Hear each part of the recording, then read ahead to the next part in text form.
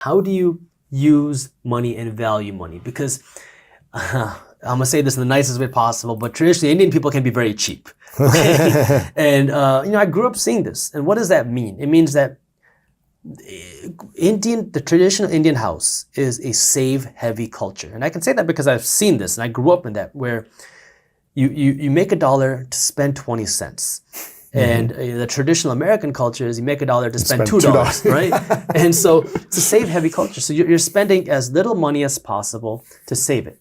Now, obviously we talked about inflation, so I'm not going to mention what that means with savings. But what I'm talking about here is you can use your money as a tool. And this is what wealthy people do, because now what do they do with their money? You use your money to buy your time back. Because what so many of us do is we're exchanging our hours for dollars. You go to work every single day and you get paid, but what are wealthy people doing? They're not working just to use their money as a way to buy hours. They're using the money to buy their time back. Yes. Because now you can build things and build processes and invest your money, because now you can use your money as a tool instead of as a fool. Yeah. That's what I like to say.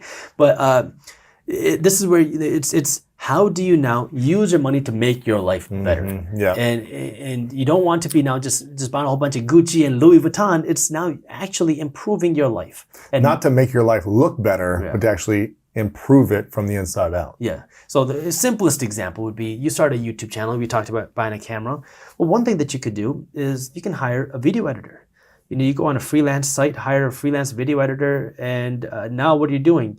You can spend more time making more videos instead of spending all of your time editing the content. So you can focus on your time. You can hire someone to mow the lawn. You bought your time back. You can hire somebody to help get you your groceries. You buy your time back. It costs money. You have to spend money in order to do that.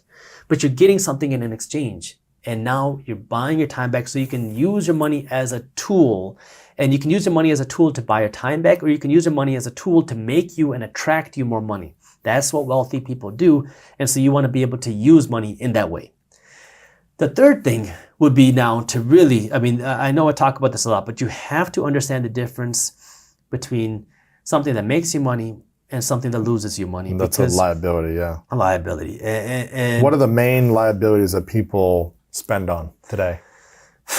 The way you look, man. We have this Instagram flex culture, right? And it is very toxic if you do not know how to use it. And unless you're investing your money wisely and you've got excess money and you're like, okay, I want to buy some stuff to flex, cool. But if you're not investing your money, yeah, and you're just spending it on clothes and watches and shoes, if you look good, if you got the name brand stuff, but you got no savings, you got no investments, you're doing something wrong. Your priorities are in the wrong place. What are you doing? You're making Gucci rich. You're making Louis Vuitton rich. You're making all these companies rich, but you're keeping yourself broke. When I talked about my watch, I spent $1,000 on a watch. I had no investments. I don't even know what an investment was at the time. I didn't realize I could have taken that $1,000 and invested it into a watch company and get a share of the profits. But that's how wealthy people are doing, and they understand that. And there's nothing wrong with spending money. There's nothing wrong with having luxuries. There's nothing wrong with having the nice things. Yes.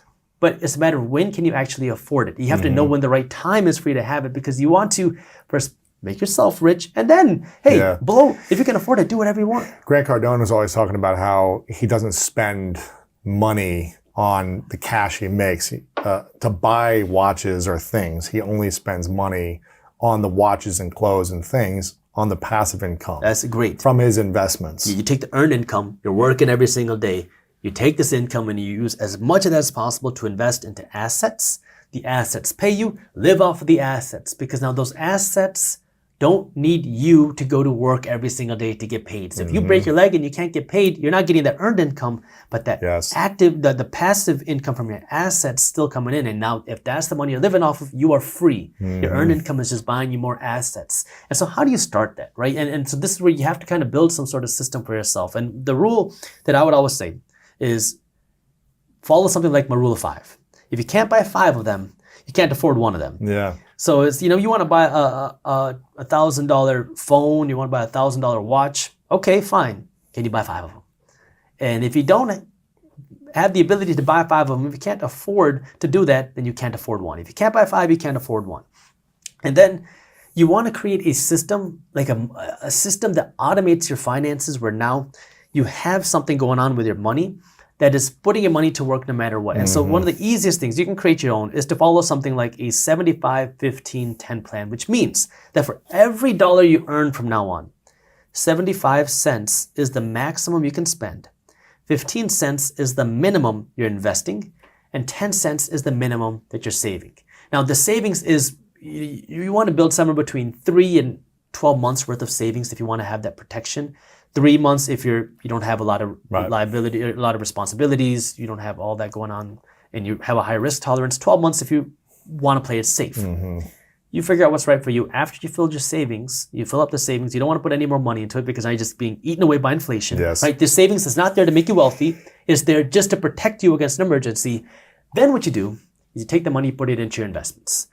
And now you just keep investing money. Now what happens is as you grow your income, you don't change this ratio. So if you go from $40,000 a year to $400,000 a year, you keep the same ratio and you're still investing first. And then you keep saving your money, and then you know how much you can spend, because now what you're doing, which is what wealthy people do, is you invest before you spend. The way that the finances look for the majority of people is you make money, you pay taxes, you spend your money, and then you wonder where your money went. Well, wealthy people do, right? Wealthy people are, you make money. Especially in California. It's $7 gas and high taxes. But what wealthy people are doing is you make money, and then depending on how you make it, either you pay taxes first or after, ideally after, because there are ways to do that legally, but you make money and then you want to invest as much as possible and then you spend whatever's left. So wealthy people invest and spend what's left, while the majority of people spend and invest whatever's left. Here's one that I think a lot of people do, and I think it hurts them in a big way. How does someone not make their net worth attached to their self-worth? That's a good one. Meaning, how do they believe in themselves, have confidence, have love for themselves when they're not making that much? Maybe they're in a transition. Maybe they lost their job. Maybe they're just starting out. And how do they also, when they start making some cash, not tie their bank account number to their self-worth? So when you fail at something, you don't become a failure as a person. You failed at a task. And in order to become successful at something, you have to fail at a lot of tasks. And so the first thing is you have to understand that about yourself, is that just because something didn't work, just because you failed at something does not mean that you are a failure. Maybe you failed at a task. I failed at a ton of things. I'm sure you have too. You have to screw up a lot. And that's how you find the good. So now when it comes to net worth, if you want to be completely honest, your net worth is pretty useless. It's a worthless number. It means nothing. It means less than nothing, because what is net worth? It's a paper number. If I have $1 million net worth in the stock market today, tomorrow it could be worth 400,000. It doesn't, if you are valuing your life, and even worse, if you are spending based off of your net worth, you're living a very dangerous life. And some people do this because they say, oh, I'm worth $1 million. So I'm going to go out and live $1 million lifestyle. You don't have $1 million. You're just worth $1 million. You don't have income coming in. You're just worth this amount of money, and so you go and borrow a ton of money and you start living this $1 million lifestyle, and then things go down and now you're the first one to lose your shirt. So the thing that I want you to remember is, first, regarding the failure, you're not a failure. If you enjoyed this short clip from my longer videos, here's another clip that I think you'll love. And while you're at it, if you're interested in learning more about how to start generating passive income, our team put together an amazing guide on how to start generating passive income for free. All you gotta do is click that button right over there. Thank you for watching, and as always, keep hustling.